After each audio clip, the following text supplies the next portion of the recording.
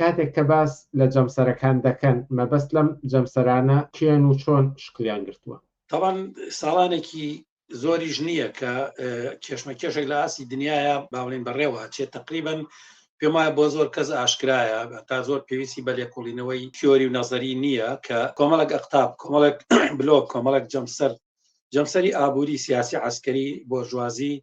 لە دنیا خەریکن دەرەکەون بە تایبەتی دوای ئەوەی کە جیهانی تقریبن یەک قوتبی ئابلین یەک بلۆکی یەک جەمسەری بۆ ماوەکی زۆر لە ئەمریکاوە محاولە کرا کە بەسەر دنیا فەرز کرێەوە ئەمە بێ بە دووە سیستمی باڵێن ئەمنی قوانین نێودەوڵەتی و کۆنتۆڵی دنیا کە لەم سیستمەیە کە ناوێنە یا نەزمی نوێی جیهان یا سیستمی تازەی جیهان دوای ڕوخانی بلۆکی شەرق بلۆکی ڕۆژهەڵات یەکێتی سۆڤێت ئەم تقریبا يعني نزیکە تامەنسکی 30 ساڵێکە ئەم کێشمەکێشەم هێنان و بردنایەوە ئەم دنیای یەک جەمسەریت تەسبیت نەبوو ڕاستە تقریبا توان بڵین لە دوای ڕوخانی بلۆکی شەرق لە ساڵی 1990 يعني تا ئێستا کە ئێستا 2024 کە نزیکی تقریبا 34 ساڵەکە ئەمریکا وەکو باڵی پۆلیسی جیهان ڕەفتاری کردو بەڵام لەناو کێشمەکێشێک و لەناو بڵین داخورانێک ئەمەی کردو مەسەلەن ئەمە بینیمان لە چەند دەورانە ئەوروپا کە لە ژێرسای ئەمریکا بوو بە تابەتی لە حربی خەلیجی دووەم لە ساڵی 2023 بێژگە لە بەریتانیا نەچوونە پاڵ ئەمریکا لە هێرشی بۆ سەر باڵین عێراق و لە زۆر کەیسی ترا مەسەن نەیتوانیوە کە ئەمریکا ئەم هەژمونەی خۆی ئەم سەیتەرەی خۆی سەیتەری باڵین بلا منازع تەنها بەسەر هەتا حریف باڵین هاوپەیمانەکانی دوێنێ شازاڵ بکات و بە جۆرێک نەوێک لە ئینشقاق و ینی داڕوخان و داڕمان و لێکترازان لەناو ئەو بەریا کە بەرەی ڕۆژاوان ناساب لەژێر هەژمونی ئەمریکا ئەمە تووشی باڵین داڕمان بوو تووشی لێکترازان بوو و وردە جەمسەری تر ینی سەریان بەسکردەوە تەمان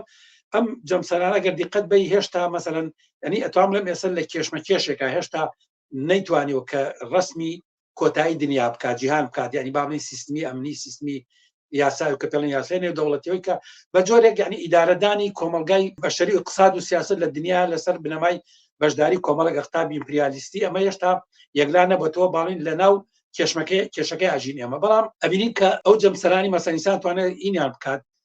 بە تایبەتی دوو جەمسەرێکیان کە رووسیا کەمە دوای باڵین ڕوخانی بلۆکی شەرق ئەم جەمسەرە چوو بە دواوە بە تەواوی چوو بە دوا بەڵام جارێکی کە ئەمە خەریکە یەکەوەی ناو عەدەلاتی سیاسی دنیا وەکو جەمسەرێکی ئیمپریالیستی ئەمە بەڕام یەکێک لە جەمسەرەکانە کە دوای ڕوخانی بلۆکی شەرق جارێکی یەتەوە جەمسەرێکی تر چینە کە ئەمە وەکو جەمسەرێکی تازە پێگەیشتوو کە تقریبا ینی ئەمانە هیچ کاتێک چین ینی یەکێک نەبوو لە بلۆک ئاسیەکانی بابڵین تقسیماتی دنیای پێشوو کە لە بینی بلۆکی شەرق و غەرب بوو دنیای جەمسەری ئەم جەمسەرەش ئەمەش خەریکە وردەوەدا لە باری اقتصادی و بەڕاستی تقریبا ئەتوانین بڵین کە یەکێکە لە جەمسەرە بەهێزەکان لە ماوەی 20 ساڵی ڕابردووە پێشەوی گەورەی کردو اقتصادێکی گەورەی بنیاد ناوە باڵینە و هێزێکی اقتصادی بۆژوازی دەستی کێشاوتە ناو دنیا گەشێکی عجیبی اقتصادی کردووە گەشێکی سەناعی کردووە پێداویستیەکانی باڵین وەکو هێزێکی ئیمپریالی وەکو هێزێکی باڵین سەرمایه‌داری ئیمپریالی خەریکە مەسەن ینی ڕسمی خۆیەکات و هەتا بە جۆرێک بە دوای ویشا مەسەن وەکو هێزێکی عسکەری و سیاسی خەریکە دەرەکەوێت سەرتاکو هێزێکی اقتصادی و ئێستا خەریکە تەکمیلەی تەواجدی خۆیەکە و جەمسەرێکی تەوانی ئیمپریالی کە ئەبێ هەم لە پاڵ بڵێن هەژمۆنی اقتصاد لە پاڵ بەسەر دەرکەوتی اقتصادی پێویستی بۆیە کە لە باری سیاسی و عسکەری و لە ئاسی دنیا وەکو قوتبێک دەرکەوێت سین خەریکە چین خەریکە بەم جۆرە ینی ئەویش قوتبێک خەریکە ئیبرازە بێ و دەرەکەوێت وەگەر دیقەت بن وەکو مەسەن دوو جەمسەرە تازەیە جەمسەرێکیان کە دوێنێ ڕووخاوێساتەوە بە ناوێکی ترەوە بە ناوی رووسیاوە مەسەن دەورانی پێشوو بە ناوی سۆڤێتەوە بوو شوورەوی ئێستا بە ناوێکی ترۆکان ینی بڵین وەکو رووسیای فیدراڵیەت جەمسەرێکیان چینە لەگەڵ جەمسەرە قەدیمەکە کە ئەمریکا و کە ئەوروپا لەژێر ینی باڵین هەژمونی ئەو بەڵام ئەگەر دیقەت بین ماوەی 30 ساڵی ڕابردووە ئەم جەمسەرش کە جەمسەری سەرکۆت بوو جەمسەری باڵین غەرب بە قیادەی ئەمریکا ئەمیش خۆی تووشی داخوران بوو ناوخۆیان بە جۆرێک میول لەنا ئەوروپاشە هەیە کە ئەمیش ینی ئەو لەو هەژمونیی ئەمریکا دەرچێت ینی هەڵبەت شەڕی ئۆکرانیا کە ئێستا فرسەت نییە قسە لەسەرەکەین جۆرێک ئەم غەربی لەژێر قیادەی ئەمریکا کۆکردەوە ینی بەڵام ئەمان نەیتوانیوە ئەو باڵین بە جۆرێک ئەو هینە کۆتایی پێبێنێت کە جارێکی غەرب باڵین ئەوروپا لەژێر هەژمونی ئەمریکا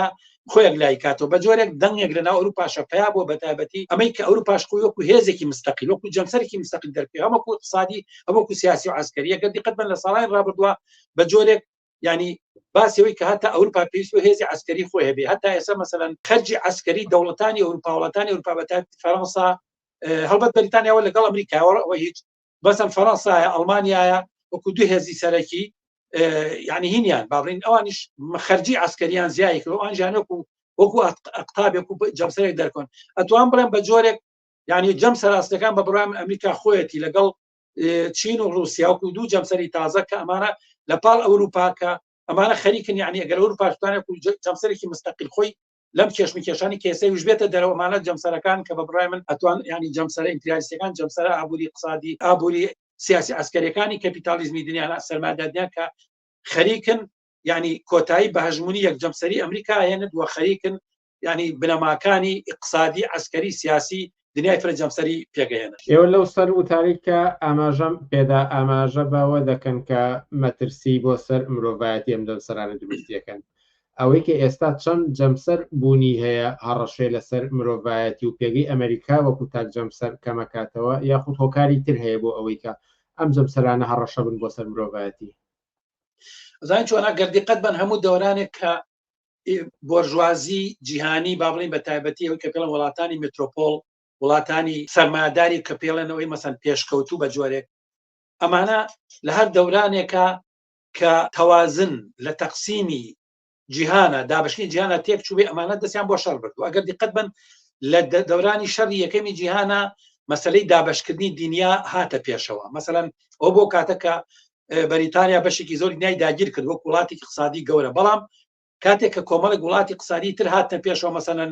لەوانە با بڵین فەڕەنسا هاتە پێشەوە ئەڵمانیا هاتە پێشەوە یابان هاتە پێشەوە بە جۆرێک ئەمریکا هاتە پێشەوە مەسەلەن ئەمانە ئەم هێزە ئیمپریالیانە ئەم جەمسەرەی بە ئابووری سیاسی عسکەریانە بۆی عادی تەقسیمی دنیا بۆ دابشکردنەوەی بازاری جیهانی ئەمانە کێشمەکێشیان لە بێنان دروست بۆ گەیشتە شەڕ مەسەگە دیقەت بن شەڕی جیهانی یەکەم لەسەر مەسەلەی دابشکردن دنیا شەڕێکی سەرتاپاگی لە سەراسەری دنیا دەست پێ بەرپاکرد کە تقریبا ملیۆنها ئینسانی تیا کوژەوە دوای ئەوەی کە لە نزیکی 4 ساڵەخان لە 1970 بە تایبەتی دوای ئەوەی کە شۆڕشێک لە رووسیا ڕوایە شۆڕشی ئۆکتۆبەر کە یەکتەرەفە لەو شەڕات تەوانەوە کاتە رووسیا ناو باڵی شەڕەکەیە بۆ کوبەرەی ئەوەی پێم وایە هاوپەیمانان و حولەفا و هینیان بینم لەما ڕاستەکەینەکانە کە لەبینی ئەم دوو جەمسەریا بوون کە ئەڵمانیا و یابان و ئەوان لایەک و مەسەلەن ئەوروپا و بەریتانیا ماژ لایەکەوە کە بە جۆرێک مەسەلەن هەتا دەوڵەتی عوسمانی لەگەڵ بەرەی هینا بوو بەرەی سوێندخۆرانیان پێوتن پێم وایە لەگەڵ ئەڵمانی ئەوانە بوو ئەمانە مەسەلەن کە کاتێک کە رووسیاتە دەرەوە لە کاتێک کە شۆڕشی بەرشەفیە بێت یەتە دەرەوە لەم کێشمە کێشەیە لە تەرەفێکی جانکێتە پێشەوە بە تەبیعەتی حەش جانکەیتە بەرەو کۆتاییەت و ئەوەیە کە ئیتفاقێک تاوان رووسیا لەوێتە دەرەوە بەڵام ئیتفاقە دوای لە بینی ئەڵمانیا و لە بینی وڵاتانی ئەوروپا بڵین ئەڵمانیا یابان و دەوڵەتی عوسمانی لەو بینەیە تیا چێت نامێنێ و لەگەڵ ئەوروپا کە مەسەن فەڕەنسا و بەریتانیا و وڵاتانی ترایە ئیتفاقێک کرێت و تەقسیمی دنیاکە لە بینی خۆیانە تەمان لێرە ئەمریکا لە شەڕی عالەمی یەکەما زۆر نەخشێکی ئەوتۆی نەبوو بەڕاستی هەیبوو بنەخش بەڵام زۆر نەخشێکی زۆر گەورەی نەبوو بەڵام دووبارە کاتێک کە لە شەڕی عالەمی دۆما لە چیە بێت دوایە کە هەم قەیرانێکی اقتصادی دەست پێکە و هەم ئەڵمانیا وەکو اقتصادێکی تازە دوایەوە کە مەسەن لە حربی عالەمی یەکەما شکستهینەکە خۆی بیناکاتەوە و هێزێکی تازە اقتصادی و سەنعاتی بەرەو پێشەوە اقتصادی بەرەو پێشەوە چێت یعنی ئەمریکاش دەوێتە ناوە بینەوە مەسەن وڵاتێکی تازە مەسەلەی دووبارە تەقسیمکردنی دنیای تۆ پێشەوە مەسەن ئەڵمانیا داوای بەشی خۆیەکە لەم تەقسیمە جیهانیە چکە ناکرێ مەسەلەن سەنعاتێکی پێشکەوتوی هەیە مەسەلەن سەرمایەکەی گەشەی کردو پێویستی بە بازار پێویستی بە بازار و بازاری کاڵا بە بازاری سەرچاوەکانەیە بۆیە جاریکە کێشمەکێش دەست پێکاتەوە لە بینی ئەم هێزانەوە وەکو بینن شەڕی عالەمی دووەم دەست دروزەبێ کەویش لە 1930 تا 1945 دەست پێکا لەمانە ئیتر مەسەن رووسیا وەکو بڵین کە ئەو کاتە رووسیای سۆڤێتی بوو بە قیادەی ستالین ئەویش وەکو تەرەفێکی شەڕەکەیەوە ئەبێتە بەشێک لە شەڕەکە کە ئەوروپا مەسەلەن ئەمریکایە فەڕەنسایە مەسەلەن بەریتانیایە رووسیا لە تەرەفێک لەو لاشۆ ئەڵمانیا و یابان لە تەرەفێکی تر ئەمانەتەوان خۆتان ئاگادارن کە ئەم شەڕش بە سەرکەوتی بەرەی باڵین ڕۆژاوا و شکستی ئەڵمانیا و شکستی یابان تەواو بێ و جاریکە عادی تەقسیمی دنیا کێتە تەمانەوەی کە ینی باڵین ئەوەی کە شکست بەو تەڵەبەی هێنن ئەو داواکاری کە ئەڵمانیا هێتی بۆی عادی تەقسیمی دنیا ئەمە شکست دەهێنێت و ئەو باڵین ئیمکانتانی باڵین کە یابان هەی بووە لە تەقسیمی پێشتری دنیاە مەسەن ئەمە هینە کات یعنی باڵین بەش منطقانی ئەوشدا بەشێکە لە جاریکە لە بینی سەرکەوتوەکانە کە مەسەلەن رووسیایە و غەربە بە قیادی ئەمریکا تاوان کە هەم ئەڵمانە تەقسیمەکە لە بینی خۆیانە لە بینی فەڕەنسا و لە بینی بەریتانیا و ئەمریکا و هەم لە بینی رووسیا بەشێکی ئەڵمانیا دێ بە رووسیا بەشی ئەوروپای شەرقی دێ بە رووسیا بۆ خۆتان ئاگادان کە تەقسیماتێک دروست بێ ئەمە دوو شەڕی جیهانی دروست بووە لە کاتێکا کە مەسلەی دابەشکردنی کێشمەکێش لە بینی هێزە ئیمپریالیستەکانە دروست بۆ بۆی عادەی تەقسیمی دنیا یا بۆ دابەشکردنی یا بۆ دابەشکردنەوەی جیهان مثلا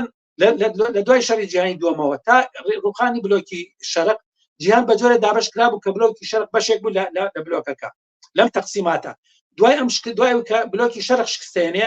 دنیای یەکجەمسەری وەکوتمان بە قیادی ئەمریکا ئەمیش خۆی تووشی انشقاقا دەبێ و دوو ئەقتابی ترێتە پێشەوە ئێستا ئەم قوتمانی تر داوای بەشەکەن یعنی مثلا چین داوای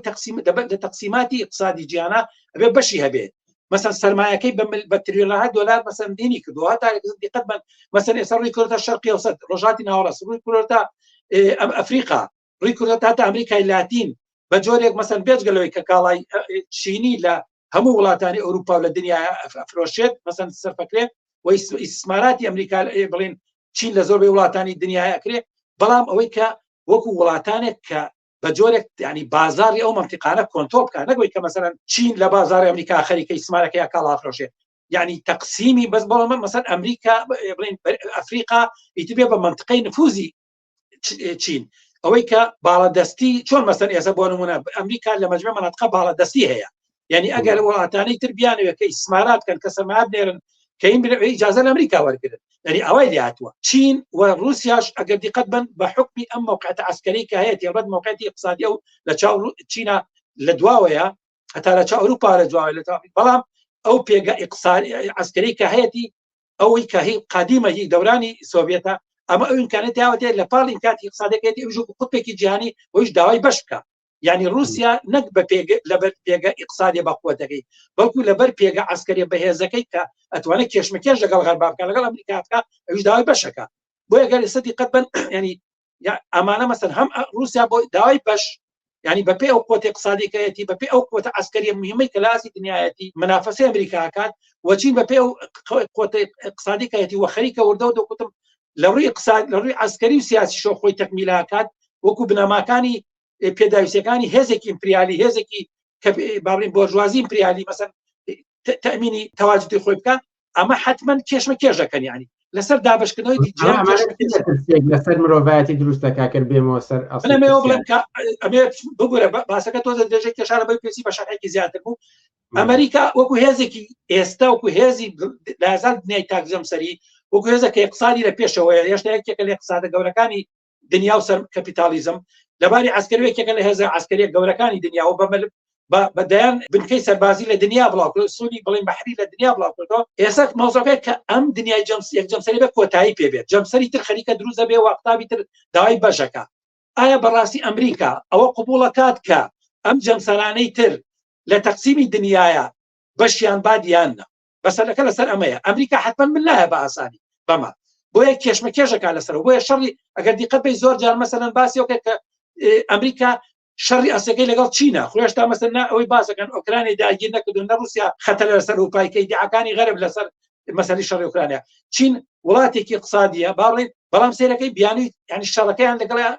لەگەڵ چیناوەکە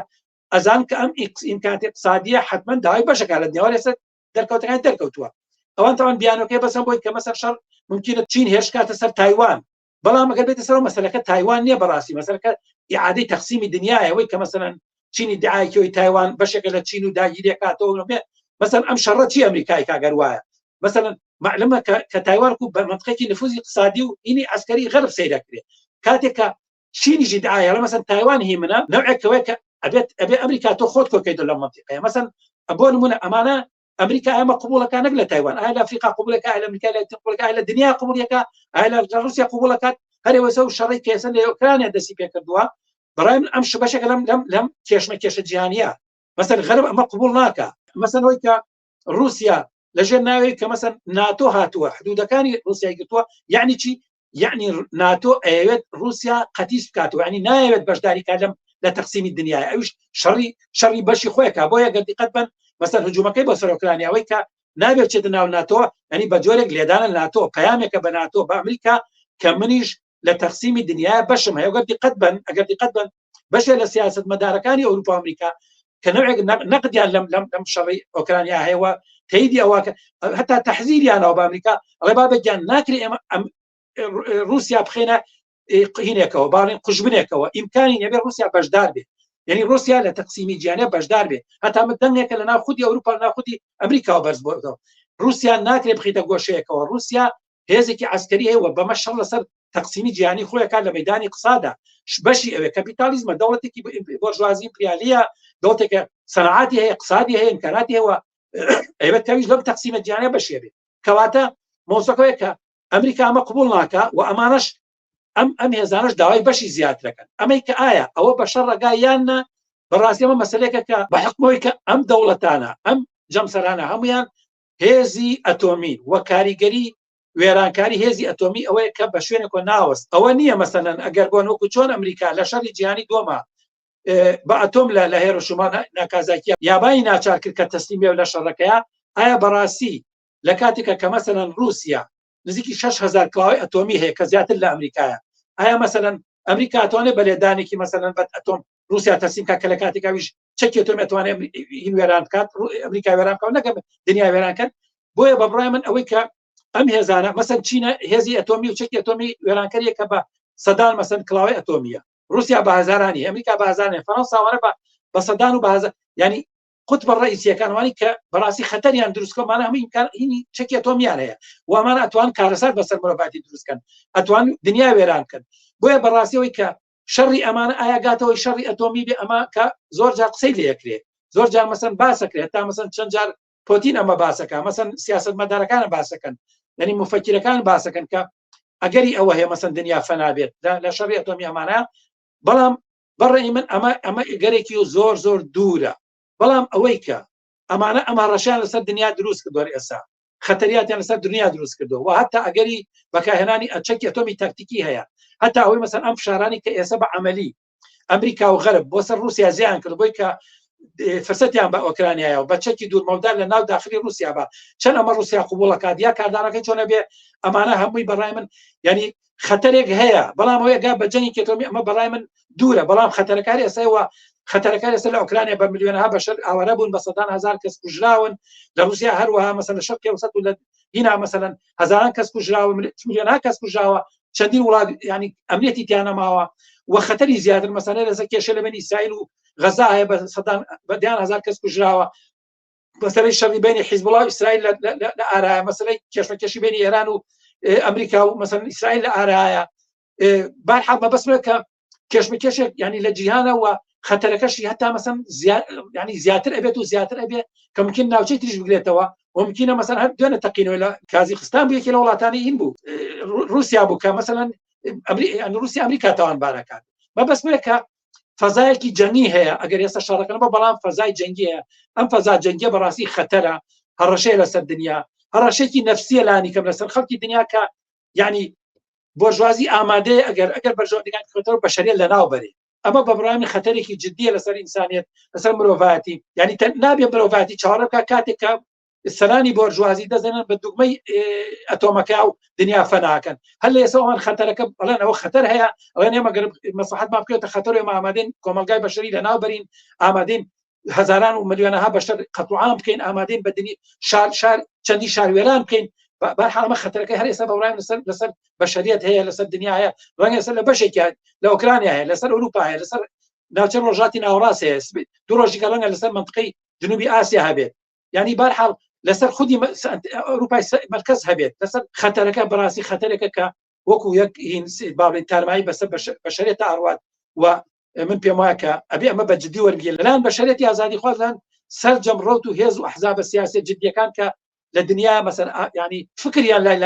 لای سەلامەتی بەشەر لای ئارامی ئینسانە لای ژیانی کۆمەلگای بەشەریە لای سەلامەتی ئایندەی کۆمەلگای بەشەریە بەڕاستی پێویست بۆ کاکە لە بەرامبەر ئەم هەڕەشە ئەم فەزا جەنگی ئەم هەڕەشەی کە بۆرژوازی پریانی کات لە بەشەریەت و لەسەر جەم کوڕی ئەرزی بەڕای من پێویستی بە دەنگ هەڵبڕین و پێویستی بە مەیدانی ملیۆنەها ئینسان وەکو چۆن لە کەیسی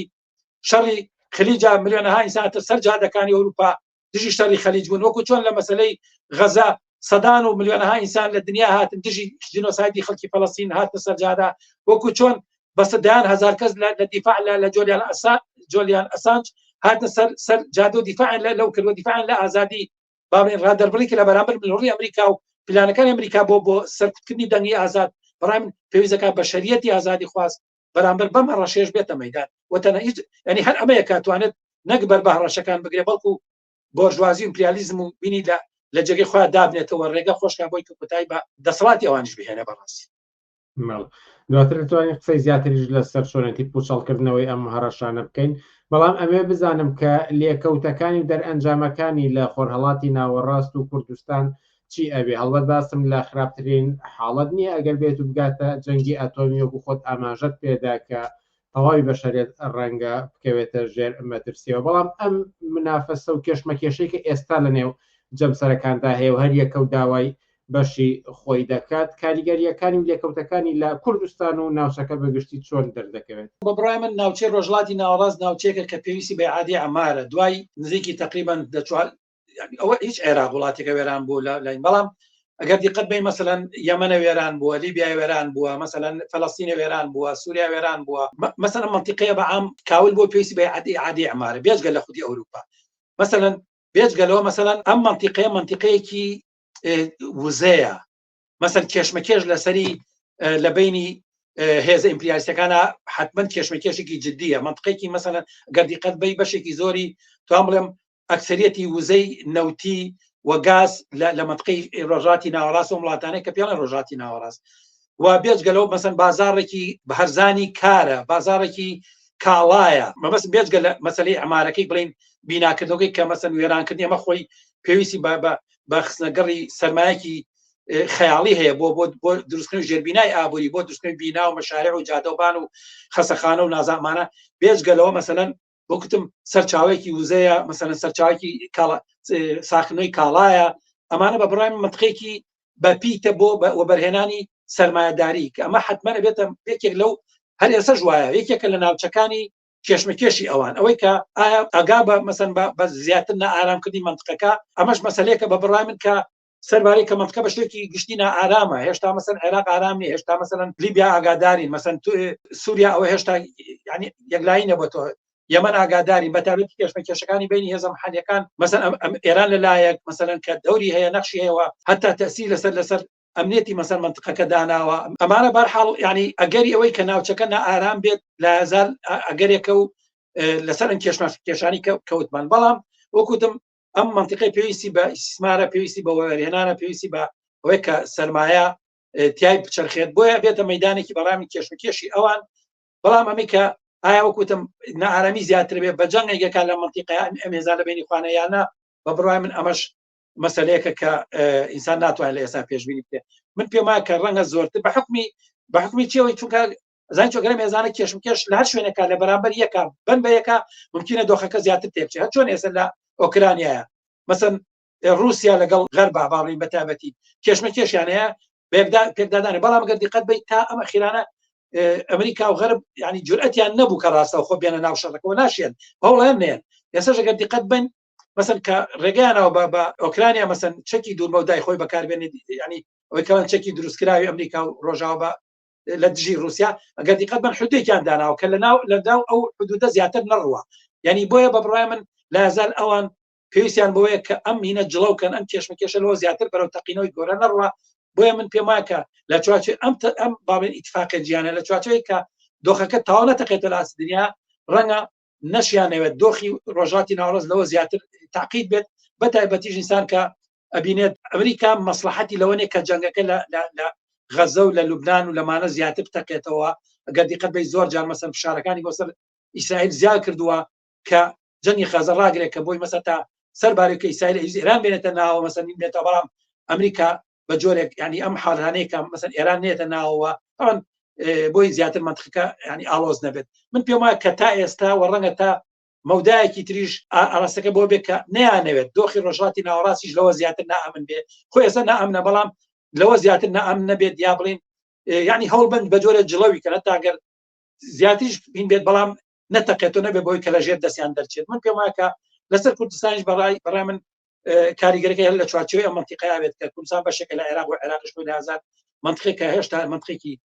ئەمن نییە بەتەواوی بۆ سەرمایە و پێویستی بۆ یەکە ئیستیقرار بۆ منطقەیە بگەڕێتەوە. بەرحاڵ ینی لە هەزار توان بڵێم کە دۆخەکە ینی نائیستیقرارە، ناجێگیرە و پێم وایە کە بەرژەوەندی ئەم هێزان لەوایە کە لەوە زیاتر ینی ناوچەکە نائیستیقرار نەبێت نائەمن نەبێت و هەوڵ بن کە بە جۆرێک جڵەویکەن تاتوان لە نزیکترین فرسەتە ئەگەر توان لە سەر ئاسی دنیا بە ئیتفاقاتێ بکەن توان لە ناوچەی ڕۆژهەڵاتی ناوەڕاستیشە بە ئیتفاقێ بن و بتوانن جاری کە سەرمایە ڕوو لە منطقەیەکە و بێت تەقسیمێکە منطقەیەکە بەڕاستی بە بڕای من منطقەیەکە پێویستی بە سەرمایە و بازارێکی ینی هەرزکاری هەرزانەوە سەرچاوی وزەیە بۆیە پێم وایە هەمویان بە لیگێتە خوار و بە دەمیانە کە بتوان لەم منطقە جێگە پێگەی خۆیانیان هەبێت و نەخشیان هەبێت لە منطقە حتمەن وکوتمان بەڵام بەسراو بە ئیتفاقاتی جیهانی و ئەگەر ئەوان بتوان لەسەر ئاسی دنیا ڕێبکەون یعنی ئەم ئەقتابە جێنانە ڕێبکەون کە وەکتم ئێستا لە مەخازی لە ژانی دروزنی و ئەو جەمسەرە کاتم جەسەران ڕسمەتی وەرگرت حتمەن دانیشتون اتفاقکەن عادی تەقسیمی دنیاکەن ئەمە ئەگەر لە غیابی هێزێکی جیهانی کرێکاری کۆمیسیەکە هەموو نەخشەکان لێک بات کە بەداخەوە ڕەنگە لە ئێستا هێشتا ئەوەی کە ئینسان ئەیبینێت هێشتا ئەمە دەرنەکەوتی وادارم کە لەناو جەرگێن کێشمەکێش و مەخازانەیە ئەم ڕەوتە تازێ ئەم بەرە تازێ بەرەی ئینسانێت و بەرەی کۆمۆنیزم و کرێکار و چینی کرێکار و بەشێتی ئازادی خواست بتوانێت سەد بەرزکاتەوە کە بتوانێت کۆتایی بە تەواجد ئێمانە بێنێت ئەگەر نە بە بڕای من ئەمانە ڕەنەوە دەورەیەکی تر دانیشتنەوە یعنی تەقسیمی دنیا بکەن ئەگەر بەوە نەگەن کە دنیا ینی هەموو گۆی زەوی لەبین بن کە بە بڕای من ئەوە شتێکی دوورە تەسەوەر ناکەمەوە ڕووبابات. پرسیاری ترمەوە بەڵام دوا پرسیارم ئەەکەمە پرسیاری بینەرێک کە ئەگەرچی ڕەنگە بە جۆرێک خۆت ئاماژەت بە ململانێ ئابوووریەکاندا بەڵام پرسیاری بینەر سەبارەت بەوەکیان سەرنجێکاڵێ بە کورتی ئەوەیە کە مەترسی لەسەر دۆلار هەیە و ئەمریکا بە هیچ شێوەیەک ڕێگە بەمە نادات واتە ئەسلی کێشەکە ئەوەیە کە مەترسی لەسەر بەهای دۆلار هەیە و ئەمریکی ئەوێ ڕێگە لەمە بگرێت سەرنجی ئێوە بە کورت ئەزانی چۆنە بەڵای من مەسەلەکە بەهای دۆلار نییە مەسەلەکە پێگەی دۆلارە لە ناو اقتصادی دنیاە لە دوای جەنگی جیهانی دووەمەوە بە بڕای من ئەگەر دیقەت بن دۆلار لە پاڵ هەیمەنە و لە پاڵ هەژمونی سیاسی عسکەری اقتصادی ئەمریکایە و بەسەر غەر و بەسەر دنیاە بەتابەتی باڵین بەسەر تقریبا بەسەر دنیای ئەوی کە پێڵێن بازاڕی ئازادە دۆلار بوو بە معادل بوو بە هاوتایەکی دارایی مەسەر پێشتر با بڵێن ئەو وڵاتانی کەی و مەسەن کەمیەتی ئاڵتونی بۆی بڵێن دەخلی یا بڵێن داهاتی گشتی وڵاتێک چەند هەیە یانوو مەسەن ئەو نە کیلۆ ئاڵتونی ئەو نە تەن ئاڵتونی هەیە ئاڵتون لە قسادا لە بواری ئابرێ وەکو معادلی عام وەکو هاوتایەکی گشتی بۆ پارە بۆ دارایی سیرەکە مەسەن تۆ بۆ نەکاتێکە دۆلار خۆی هیچ نییە دۆلار بەرەقەیەکە دەوڵەتی حکومەتی ئەمریکا هینیەکات تابعیەکە چۆن دینار حکومەتی عێراقی چۆن مەسەلەن یۆرۆ دەوڵەتە ئەوروپیەکان ئەو وەرەقەیەکی نەقدی وەرەقەی نەقدی بەڕاستی بانقی مرکزی وڵاتە پشتیوانەکانی دەوڵەت قانون پشتیوانی لێکا بۆیە وەرەقەی نەقدی هیچ نییە بە پشتیوانی قانون قوتی وەرگرتووە بۆیە دۆلار خۆی هیچ نییە بە پشتیوانی دەوڵەتی ئەمریکا دۆلار هی وەرگرتووە بەڵام ئەوەی کە مەسەلەن دارایی هەر وڵاتێک بەپێی ئەو کەمیەتە ئاڵتونەی کە هەیبوو ینی سەرمایەی ئەو وڵاتە چەند هەیە بۆی هەبوو ئەوە کە بتوانێت دراوی نەقدی تەبعکات و ئەگەر ئەوە لەوە زیاتری تەبع کردات بەرحاڵ قیمەتی ئەو پارەی هاتە خوارە ئەوە هەڵاوسانی دارایی دروزە بێت لە دوای جەنگی جیهانی دووەمەوە دۆلار بە جۆرێک بە حکمی هەژمونی و سەیطرەی ئەمریکا بەسەر اقتصادی دنیاە خۆ دەزانی کە زۆربەی هینە اقتصادیەکانی دنیا لە ئەمریکایە مەسەلەن ئەوەی کاڵێ سندوقی دراوی نێودەوڵەتی کۆمەڵێک هینی لەم بابەتانە مەسەن ئەمانە هەن ئەوەی کە سندوقی هاوپشتی دراوی ئەمە مەجموعەیەک هینی اقتصادین کە ئەمانە تقریبا زۆربەیان لە ئەمریکان یعنیەکان لە ئەمریکا و زۆربەی سەرمایەدارە ئەسڵیەکان وانی کە سەرمایی با بڵێن مالی پێ ئەڵێن ڕەسمالی مالی سەرمایی مالی ئەمانە لەژێر دەستی ئەمریکایە یعنی ئەمە کە اقتصادی دنیا چرخێنە سەرمایی مالیە وە قووەتە ئەسڵیەکەشی لەژێر دەستی بانکەکانی ئەمریکا یعنی بە جۆرێک اقتصادی با بڵێن دنیا لەژێر کۆنتڕۆلی ئەمریکایە بۆیە ئەمان هاتن لە جیاتی ئەوەی کە هەر وڵاتێک چەند ئاڵتونی هەیە بەرامبەریان کرد بۆی هەر وڵاتێک چەند دۆلاری ئەتوانێ هەبێت ینی مەسەر دۆلاریان کرد بەو معادلە عامە دۆلاریان کرد بەو پێوانە گشتی کە با بڵێن هینەکانی تر دراوەکانی دی لە بەرامبەرە هینەکرا حسابەکرا ئەگەر دیقەت بێ لا شوێنێکی دنیا کەچی پارە گۆتۆ جارێ پێش حسابێک بزانێ بەرامبەر بە دۆلارە کاتە چەند ینی دۆلار بۆ بەو دراوە مشتەرەکەی کە قیمەتی دراوەکانی تر دیارەکە ئێستا ئەگەر ئەمریکا لەباری ئەم هەژمونەی کە بەسەر دیاتی بچێتە دواوە معلومە کە هەیمەنەی دۆلارە چێتە دواوە یعنی ئەو کاتە مەسەن ئەگەر دیقەت بە زۆر جا قسە لەسەر خەریکە یوانی سینی ئەمانە وەکو لە بەرامبەر هینایەتە دەرێ لە بەرامبەر ئەمریکا دۆلاراتە دەوە هەتا مەسەن باسیەکەن کە بریکس ئەو شەژ وڵاتی اقتصادی کە مەسەن رووسایە چینە بەرازیل لە هیندستانە ئەگەر هەڵە نەبم رووسایە تەبەن ئەمانە کە وڵاتانی بریکس بەڵێ ئەفریقای باشوور بڵێ بریکس ئەمانە کە قسە لەسەر کەمانە عملەیەکی تازە دراوێکی تازە دروستکە یعنی چی لەسەر بنەمای ئەم اقتصادی کە ئەم دەوڵەتانە هەیەە وەم قوتە اقتصادی کە هەیەە ئەمەی کە ئەتوانن پشتیوانی دراوێکی تر بن یعنی قوت بن قیمت بن بە دراوێت مەسەن یۆرۆ چی بوو یۆرۆ مەسەن دەوڵەتە ئەوروپیەکان قیمەتیانە پێشتر مەسەن مارکی ئەڵمانی بوو نازانم مارکی فلان بوو مەسەن یوسویدی بوو ئەمانە بوو بەڵام کە داراییان کرد ئەو قوتە اقتصادی کە لە پشتی مارک و لە پشتی مارکی ئەڵمانی و نازانم ئەوە بوو بە قوت چوە پاڵ یۆرۆ کەواتە مەبەستمێ کە ئەگەر یۆرۆ دەوڵەتە ئەوروپیەکان لە پشتیان قوتەی نەبوو کەواتە ئەمێ بڵێم کە مەسەلەی ینی شکانی نرخی دۆلار نییە شکانی پێگەی دۆلارە کاتێک کە پێگەی دۆلارە شکێ کاتێک کە باڵێن اقتصادی ئەمریکا تووشی شکست دەبێ لە بەرامبەر اقتصادەکانی ترا یعنی دۆلار ئەو قوتەی نامێنێت ئەو کاتە مەسەلەن پاری ترێتە پێشەوە کەواتە دۆلار لەنی ئەو پێگەی نامێنێت و حتمەن ئەو قیمەتەشی کە ئێستا بە حکمی پێگەکەی بەدەستێناوە